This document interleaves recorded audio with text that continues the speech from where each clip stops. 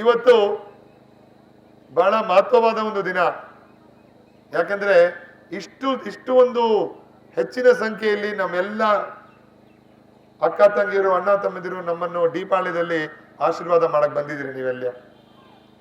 ಈ ಮುಂಬರುವ ಚುನಾವಣೆ 26ನೇ ತಾರೀಕು ನಮ್ಮ ದೇಶಕ್ಕೆ ಮತ್ತೆ ನಮ್ಮ ರಾಜ್ಯಕ್ಕೆ ಬಹಳ ಮಹತ್ವವಾದ ಒಂದು ಚುನಾವಣೆ ಆಗಿದೆ. ಯಾಕಂದ್ರೆ ನಮ್ಮ ಎಲ್ಲ ಅಕ್ಕ ತಂಗಿದಿರು ಅಮ್ಮ ಎಲ್ಲ ತಾಯಿಂದಿರು ಎಚ್ಚರಿಕೆಯಿಂದ ಇರಬೇಕು. ಯಾಕಂದ್ರೆ ಇವ್ರುಗಳು ಸಂವಿಧಾನವನ್ನು ಬದಲಾಯಿಸುವುದಕ್ಕೆ ನಾವಿಲ್ಲಿ ಬರ್ತಾ ಇದೀವಿ ಅಂತ ಬಿಜೆಪಿ ನಾಯಕರು ಖಚಿತವಾಗಿ ಹೇಳ್ತಾ ಇದ್ದಾರೆ. ನೀವೆಲ್ಲ ನಮ್ಮ ಬಾಬಾ ಸಾಹೇಬ್ ಅಂಬೇಡ್ಕರ್ ಸಂವಿಧಾನ ಬದಲಾಯಿಸಕ್ಕೆ ಬಿಡ್ತೀರಾ? ನೀವು ಎಲ್ಲ ಬಿಡಂಗಿದ್ದೀರಾ?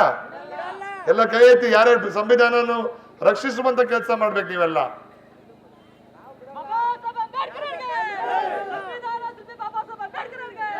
ಇವರು ನಮ್ಮ ಒಂದು ರಾಜ್ಯದಲ್ಲಿ ಕೇಂದ್ರ ಸರ್ಕಾರ ಬಹಳಷ್ಟು ಬಲತಾಯಿ ಧೋರಣೆ ಮಾಡ್ಕೊಂಡ್ ಬರ್ತಾ ಇದೆ. ನಮ್ಮ ರಾಜ್ಯ ದೇಶದಲ್ಲಿ 2ನೇ ಸಂಗತಿಯಲ್ಲಿ ಟ್ಯಾಕ್ಸ್ ನ ಕಟ್ತೀವಿ ನಾವು. ಆದ್ರೆ ನಮಗೆ ಬರ್ಬೇಕಾಗಿರೋ ತೆರಿಗೆ ಹಣ ಇವತ್ತವರೆಗೂ ಬಂದಿಲ್ಲ. ಇದಕ್ಕೆ 26 ಜನ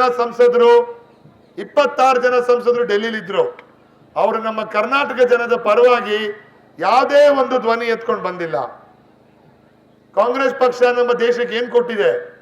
ಸ್ಕೂಲ್ಗಳು, ಕಾಲೇಜ್ಗಳು, IITಗಳು, IIMಗಳು, ಹಾಸ್ಪಿಟಲ್ಗಳು, ಕ್ಲಿನಿಕ್ಗಳು, ಇದು ಕಾಂಗ್ರೆಸ್ ಸರ್ಕಾರ ಕೊಟ್ಟಿರೋದು. ಪ್ರತಿ ಒಂದು ಹಳ್ಳಿಲಿ, ಪ್ರತಿ ಒಂದು ಹೋಬಳಿಲಿ, ಪ್ರತಿ ಒಂದು ಪಂಚಾಯತಿಲಿ ಫುಡ್ ಸೆಕ್ಯೂರಿಟಿ ಆಕ್ಟ್ ಅಂತ ಕೊಟ್ಟು ಬಂದಿದ್ದಾರೆ. ಮನ್ರೇಗಾ ಪ್ರೋಗ್ರಾಮ್ ಬಂದಿದ್ದಾರೆ. ರೈಟ್ ಟು ಎಜುಕೇಶನ್ ಕೊಟ್ಟಿದ್ದಾರೆ. ಏನು ಬಿಜೆಪಿ ಸರ್ಕಾರ ಕೊಟ್ಟಿರೋ ಕಾರ್ಯಕ್ರಮಗಳು ಏನು ಇವತ್ತು ಹೇಳ್ತೀನಿ. ಒಂದು, ಧರ್ಮದ ಹೆಸರಿನಲ್ಲಿ ನಮ್ಮ ದೇಶವನ್ನು ಒಡೆಯುವುದು. 2ನೇದು, ಕೋವಿಡ್ ಸಮಯದಲ್ಲಿ ಹಗರಣ ಮಾಡಿರುವುದು. ಇದನ್ನೆಲ್ಲ ದಯವಿಟ್ಟು ತಿಳ್ಕೊಬೇಕು ನಾವು. ಕೋವಿಡ್ ಸಮಯದಲ್ಲಿ ಸಾವಿರಾರು ಕೋಟಿ ಹಗರಣ ಆಗಿದೆ. ಇದು ನಿಮ್ಮ ದುಡ್ಡು.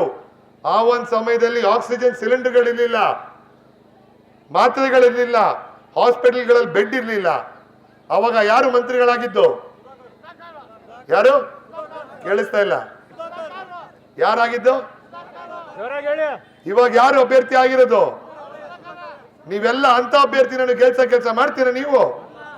ಯಾಕಂದ್ರೆ ಸಾವಿರಾರು ಜನ ಹೆಣ್ಮಕ್ಳು, ನೀವೇ ಎಲ್ಲ ವಿಡಿಯೋ ನೋಡಿರ್ತೀರಿ, ಸೋಷಿಯಲ್ ಮೀಡಿಯಾ ನೋಡಿದಿರಿ. ಕಾಂಗ್ರೆಸ್ ಪಕ್ಷ ಯುವಕರ ರಕ್ಷಣೆಗಿರುವಂತ ಪಕ್ಷ. ಕಾಂಗ್ರೆಸ್ ಪಕ್ಷ ಮಹಿಳೆಯರ ರಕ್ಷಣೆಗಿರುವಂತ ಪಕ್ಷ. ಕಾಂಗ್ರೆಸ್ ಪಕ್ಷ ರೈತರ ಒಂದು ರಕ್ಷಣೆಗಿರುವಂತ ಪಕ್ಷ. ಬಿಜೆಪಿ ಅವರು ಬಂದಿದ್ದಾರೆ, ನೀವೆಲ್ಲ ನೋಡಿದಿರಿ. ಮಜ್ಜಿಗೆ ಮೇಲ್ ಟ್ಯಾಕ್ಸು, ಉಪ್ಪಿನ ಮೇಲ್ ಟ್ಯಾಕ್ಸು, ನಮ್ಮ ರೈತರ ಪೈಪ್ ಮೇಲ್ ಟ್ಯಾಕ್ಸು, ಅವ್ರು ಎತ್ಕೊಳ್ಳೋ ಗೋಬರ್ ಮೇಲ್ ಟ್ಯಾಕ್ಸು, ರೈತರಿಗೆ ಹೊಟ್ಟೆ ಹೊಡೆಯುವಂತ ಕೆಲಸ ಬಿಜೆಪಿ ಪಕ್ಷ ಮಾಡಿದ್ದಾರೆ. ಅಲ್ಲಿ ಡೆಲ್ಲಿಲಿ ಲಕ್ಷಾಂತರ ಜನ ರೈತರು ಬಂದು ಡೆಲ್ಲಿ ಗಡಿ ಭಾಗದಲ್ಲಿ ಕೂತಿದ್ರು. ಯಾವುದೇ ಒಂದು ಮಿನಿಸ್ಟರ್ ಆಗಿರ್ಲಿ, ನರೇಂದ್ರ ಮೋದಿ ಅಂತೂ ಬಿಡಿ ಹೋಗ್ಲಿಲ್ಲ ಅಲ್ಲಿ. ಯಾವುದೇ ಒಂದು ಮಂತ್ರಿನೂ, ಯಾವುದೇ ಒಂದು ಶಾಸಕರು ರೈತರ ಪರ ಹೋಗಿ ನಿಂತ್ಕೊಳ್ಳಿಲ್ಲ. ರೈತರು, ಸಾವಿರಾರು ಜನ ರೈತರು ಅವರ ಪ್ರಾಣವನ್ನು ತ್ಯಾಗ ಮಾಡಿದ್ದಾರೆ ಇವತ್ತು. ಅದಕ್ಕೆ ನೀವೆಲ್ಲ ಇವತ್ತು ಎಚ್ಚರಿಕೆಯಿಂದ ಇರಬೇಕು. ನಮ್ಮ ಕಾಂಗ್ರೆಸ್ ಪಕ್ಷ, ಸಿದ್ದರಾಮಯ್ಯ ಸಾಹೇಬ್ರ ಪಕ್ಷ, DK ಶಿವಕುಮಾರ್ ಸಾಹೇಬ್ರ ಒಂದು ಪಕ್ಷ ಬಡವರ ಪರವಾಗಿದೆ, ಎಲ್ಲ ವರ್ಗದ ಜನರ ಪರವಾಗಿದೆ, ಎಲ್ಲ ಮಹಿಳೆಯರ ಪರವಾಗಿದೆ, ನಮ್ಮ ಹಿರಿಯರ ಪರವಾಗಿರುತ್ತೆ.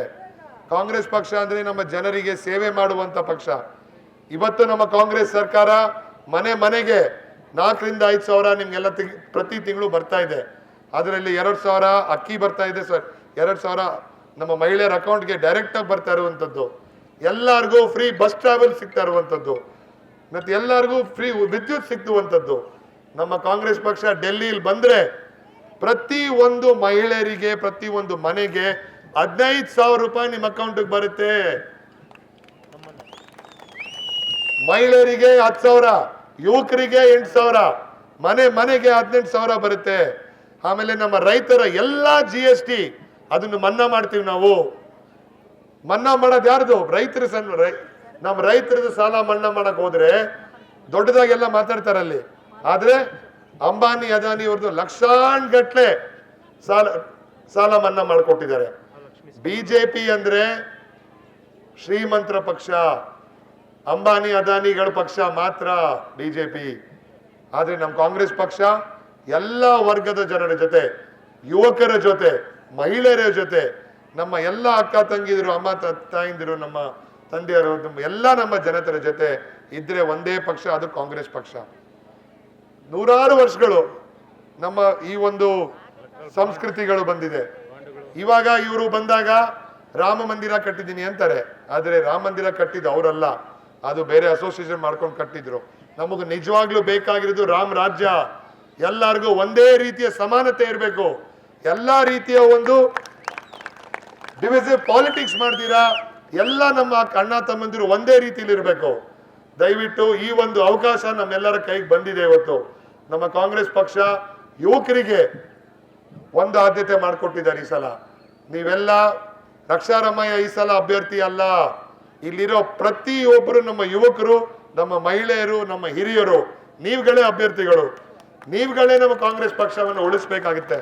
ನೀವೇ ನಮ್ಮ ಕರ್ನಾಟಕ ರಾಜ್ಯದಲ್ಲಿ ಕಾಂಗ್ರೆಸ್ ಪಕ್ಷದ ಶಕ್ತಿ ತುಂಬುವ ಕೆಲಸ ನೀವೆಲ್ಲ ಮಾಡಬೇಕು.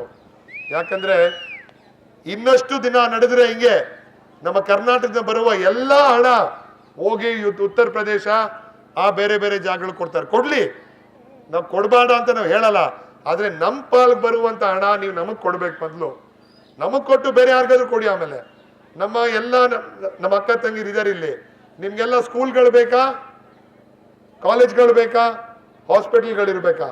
ಇದು ನಮ್ಮ ಡೆವಲಪ್ಮೆಂಟ್, ನಮ್ಮ ದೇಶದ ಡೆವಲಪ್ಮೆಂಟ್ ಮಾಡ್ಬೇಕಾಗುತ್ತೆ.